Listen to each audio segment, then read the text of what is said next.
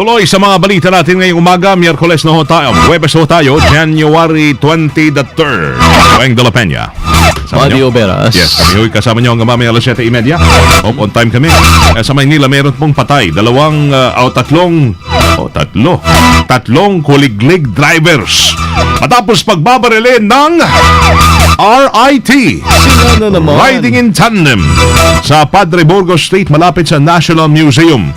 Natagpuan ho ang labi ng mga biktimang sina Michael Caballo, isang alias Toto at isang alias Baby Mata sa loob ng isang tricycle. Salaysay ho ng mga nagsaksi sa insidente, pinagitnaan ho ang kuliglig drivers ng dalawang riding in tandem at pinaulanan ito ng bala. Miyembro ng bahala na gang ang biktimang si Caballo. Patuloy naman ang pagproseso sa mga labi at pagkakakilala naman nito at investigasyon sa motibo ng insidente. Patay at nagkalasog-lasog pa ang katawan sa motorcycle rider matapos mabiktima ng hit and run dyan sa southbound lane ng C5 Road Flyover, Barangay Ugong, Pasig. Kinilala po ni Joel Garhola, kagawad ng Traffic Parking Management Office sa Luzon.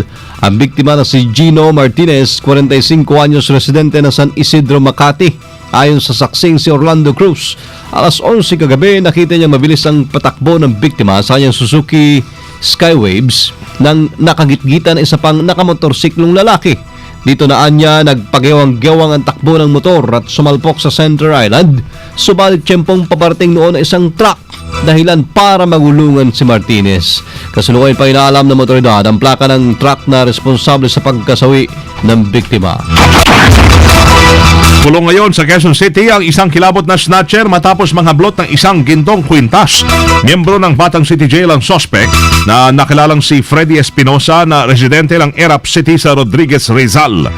Sa salaysay ng kanyang biktimang si Roseo Tanaka, naglalakad siya sa kahabaan ng EDSA malapit sa kanto ng Borromeo, sakop ng Barangay South Triangle, ang biglang hablutin ng suspect ang kanyang gintong kwintas. Agad naman siyang hinabol ng biktima at pinagtulungan bugbugin ng mga tao at barangay tanod sa lugar. Nabawi rin ang gintong kwintas ng biktima bago dinala ang suspect sa tanggapan ng pulisya. Nagpaliwanag naman ang suspect na 30 buwang buntis ang kanyang misis at kailangan niyang pera kaya kaya niya nagawa ho yung naturang krimen.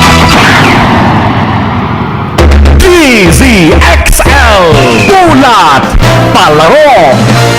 Pinayuko ng 8 seed Alaska Aces ang number 1 team na Ginebra Gin Kings sa quarterfinal round ng PBA Philippine Cup. Isang panalo na lamang po sana ang kailangan ng Gin Kings para makausad sa semifinals, pero hindi ito pinahintulutan ng Aces para makamit ang score na 104-97. Anim sa mga players sa Alaska ay nakapagtala ng double-digit performances. Kapwa nakapagtala ng 18 points si Anton Tiberos at Cyrus Baguio. Habang sa panig po ng Ginebra, kabuang 22 points ang ginawa ni Japet Aguilar, the Idol. Gagawin ng Game 2 do or die sa araw ng Sabado.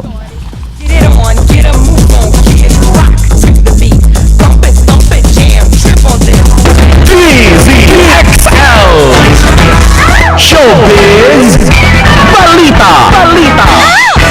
Pa si Loli baka bukas po. Ito, text siya kanina.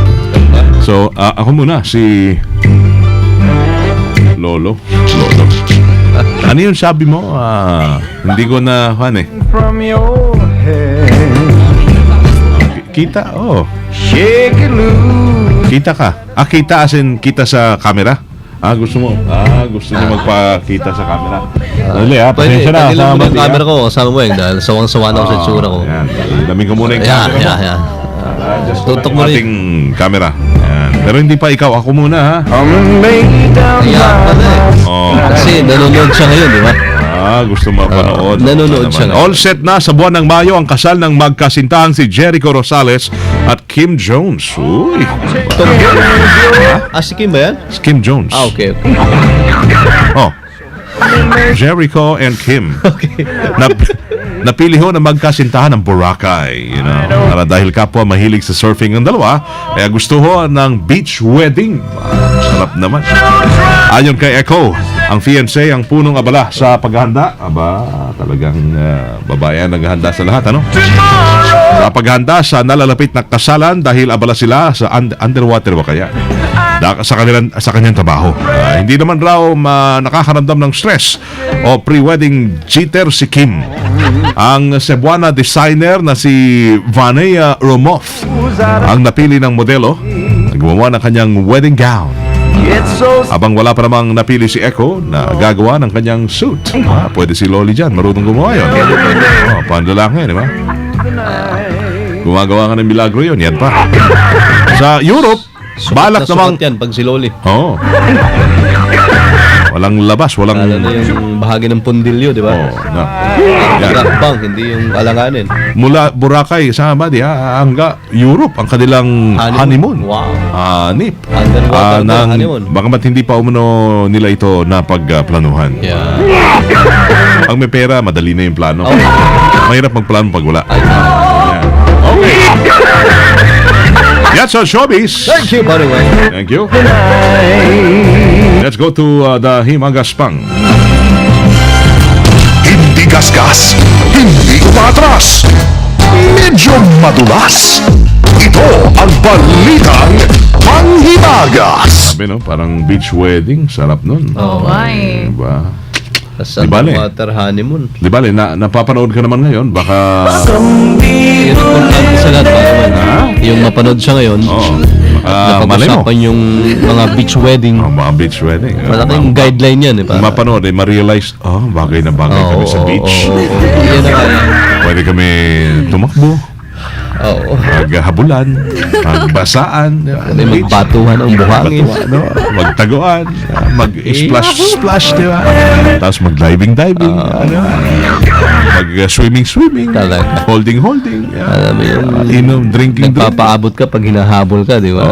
By the sea. Pwede kaming humigat sa buhangin. Babagsak kayo sabay. Oo. Dahan ka. Yeah. Biglang yung alon, yaya na sa katawan mo. Yeah. Pangarap ni Mga Kwan. pinapangarap nyo. Para sa'yo. Yan ang mga pangarap namin ni Parang Weng para Oh, sa'yo. yeah, para. Salamat. Hindi ako, para sa akin. Para sa'yo Para talaga. sa'yo. Tapos may mga dahon-dahon pa yung Wala, katawan mo, wala. di ba? Oo. Di ba? May lumot. Nilumot niya. Wow. Oh, sige ba ako sa mapadpad yung imahinasyon namin. May sunset pa. Ayan. Yeah. Sus. Kakain kayo ng tapsilog sa... Tapsilog. Talagang tapsilog. Oh. Yun lang afford. Tapsilog, ayun lang kaya. Oh. Kaya yung Kaya. fruit shake na masarap doon sa Boracay. Oh. Hindi mo naman afford makabili doon sa mga restaurant. Android Mamahal. plus, oh. Punta ka doon sa mga 80. tindahan sa Sige. labas. Pili ka ng sardinas, Pwede. dilata. Oh. Pwede na yun basta magkasama kayo. Yeah! Iba talaga pag in love. Iba talaga. Oo. Sige. Sige. So, Brandon, ito na. Ito na. Magandang umaga mga kasama. Ciao, Shanghao. Morning. Sa sunod-sunod na usong pagsa-selfie ngayon, abay hindi nagpahuli dyan ng Pinay nurse na nagtatrabaho sa Switzerland. Switzerland. Pero Pinay siya ha. Sarap ang tsokolate dyan. di ba? Lalo yung kulay puti. Oh, yung ano to? Tobelson? Kaso mukhang kakaiba ang trip nito dahil ang kasama niya sa kanyang mga litrato ay mga patay ng inaalagaan niya. Patay na, Patay na inaalagaan niya. Mario Joseph naman. Makikita sa isang litrato na nakahiga ang isang matanda na tila wala ng malay at siya naman ay nasa tabi nito at naka-superposing pa. Ako, Mario Joseph, wag na kayo magpaalaga dyan sa nurse na yan. Yun na, naka-caption ang litrato ng Hail Satan. Ha? Yeah. At pinapahula pa sa kanyang mga Facebook followers at friends kung ito'y patay na ba o hindi pa. Ba, Ito siya mga grabe kasama. naman. Ayan, naka-superpose. Pinay nurse yan, di ba? Pinayan? Pinay nurse. Pero ito nang ganyan ng kulto doon na hindi naman daw nila member yan. Oh.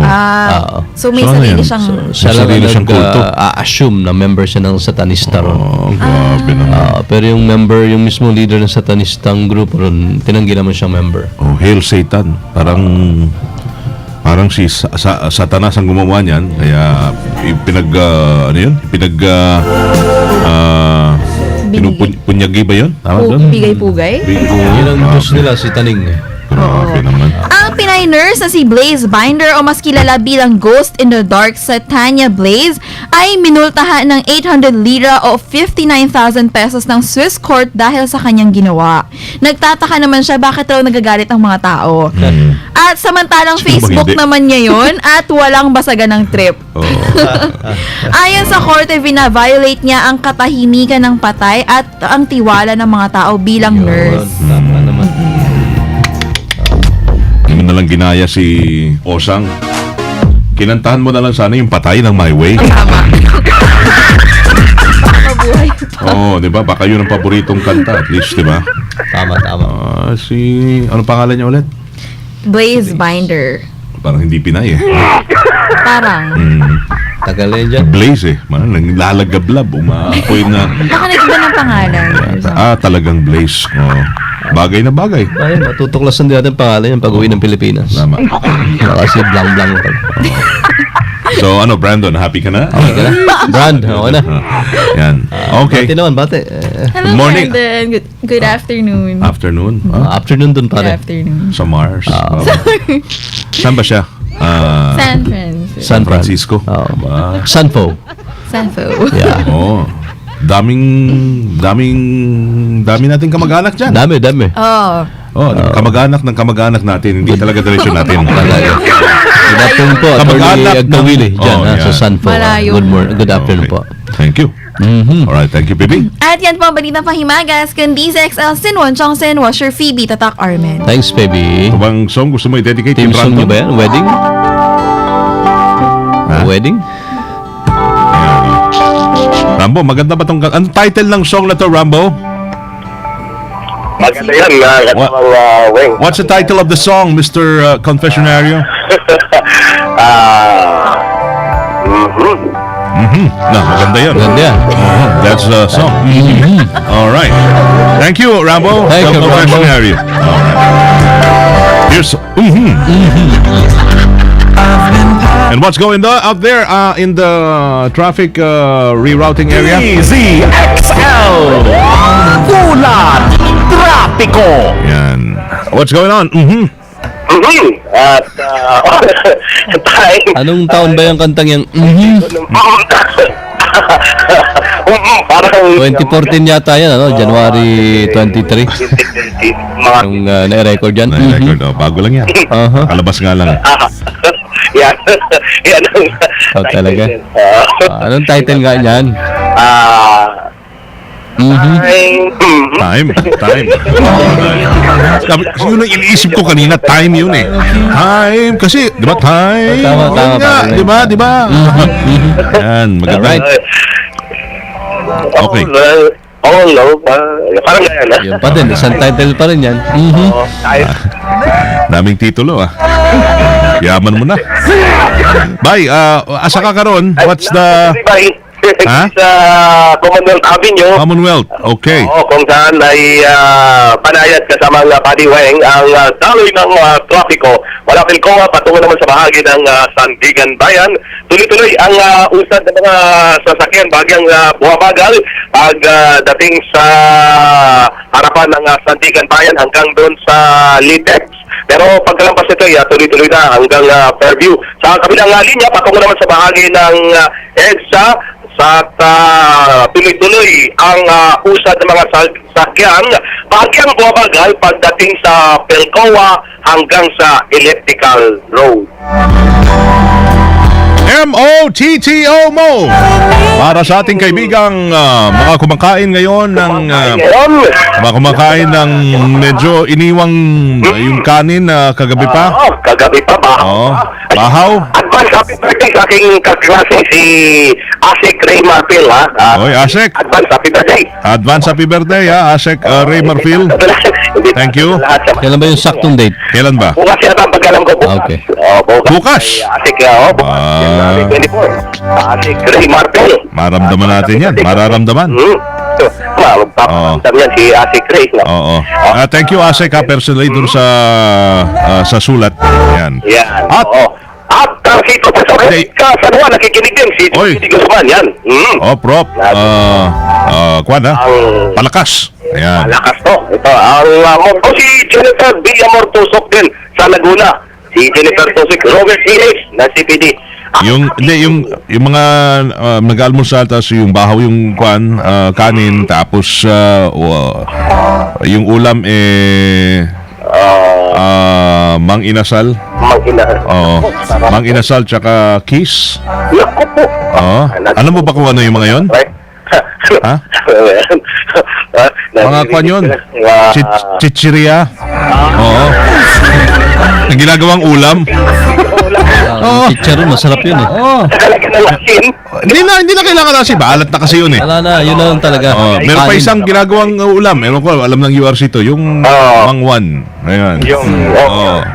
Sarap din pala. Masarap yan, oh. Yung lasa na may kompleto na. 350 lang yata isa nun, magkano? 4 pesos. 4 pesos, sold ka na. Pero yung mga Dalawang piso-piso na chicheria. Yan, eh. Paborito ng mga bata. Ayos na, 4 pesos. Masarap yun, ha. Minsan kaya inuulam ko rin yun kapag... Oo. Tapos isang bandihadong kanin, sold ka na.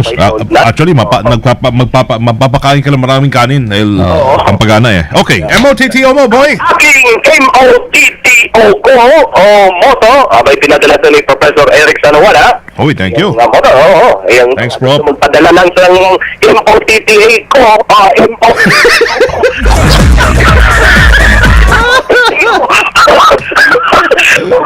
Alam mo, tama yung pinadala niya kahapon eh. Don't take life seriously. Oo. pinadala niya sa akin. Especially if you are not at the ICU. O, tila mo? Yan mo nga, kasamang bati. Dali, nag-text si Prof. Eric. Mali ka rin, Prof. Sabi niya, all of my life naman title. tama yung kumanta. Pero yung title, mali. Oo. Hindi pa rin nakukuha, oh. Oh, yeah. Ay, aking MOTTO ko, moto kasamang weng, tama si kasamang body. Ulitin ko lang, para sa mga kabubukas lang, yung ngayong umaga. Don't take life too long seriously. You'll get out of it alive. Just enjoy it and keep faith to God's promises. Pastor! Bro. Bro! You know, ikaw ay isang honesto, bro. Tagalogs, bro. Para maintindihan ni Honesta na naka-bonnet pa ngayon na kulay pink na si Susan. Nagpapaaraw. Oo. Ito. Maging masaya tayo lagi at magtiwala sa may kapal. Huwag gawing masyadong seryoso ang buhay dahil hindi tayo kailanman magtatagal sa mundong ibabaw. Naks naman. Parang warning yan, ah. Oo. Delikado. Kung ikaw ay may MOTTO mo, kami naman ay may Pas mo na ako. Tok, ha? Pas mo na ako, ikaw muna. Moto mo. Koto ko. Koto mo. Koto ko. Sabi dito sa Facebook na isang si Rensky Bandiola. Ninakaw ko lang, ha? Malayo ka man sa kot ko to. Kasi sulat nito eh. Oo, pero nagpaalam ka naman. Paalam mo, ha? Malayo ka man sa akin. Hindi ko man maipakita kung gaano ka kahalaga. Basta magtiwala ka. Kasi hindi mo man abot ang yakap ko. Ang importante, hawak mo ang mundo ko. At nasa iyo ang puso ko. Sabi naman itong mga... Makeso yan, makeso. Nakot ko lang, kaya kot-koto. Yan. Layo pa Valentine's, no? Pero ramdam na talaga yung pagmamahalan. Ramdam na. Mas maganda yung Hindi nakuha yung title. Ang title ay It Might Be You. Yun. Tama, Stephen Bishop yun. Okay. Bye. Salamat sa imo, bye. Thank you sa mga nakinig sa amin at nanood. Wala ka. Kasama mo sa kahabaan ng Commonwealth Avenue, Silvestre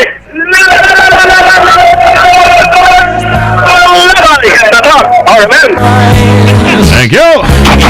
Yan, tama na si Prof. Oh. Congratulations! Hanggang doon lang, congratulations. Wala kami pa-premyo. Walang pa-premyo. Dire-diretso mga naglalagablab ho ng mga balitang tataka namin ang inyong napakinggan. Dito lamang si DZXL 558. Thank you, Rambo. Pong umaga ito ng Webes, January 23, 2014. Naman niyo ho sa Servisyo Publiko from the city of Zambo, ang Gael Dios Eres Primo Hermano, Weng de la From the Peña. province of Occidental Mindoro, mabuhay. Ako si Buddy Obed. Manang Audrey, Part 2 coming in shortly. Kami ho ay Tatak RMN. Naglalagablab na mga balita.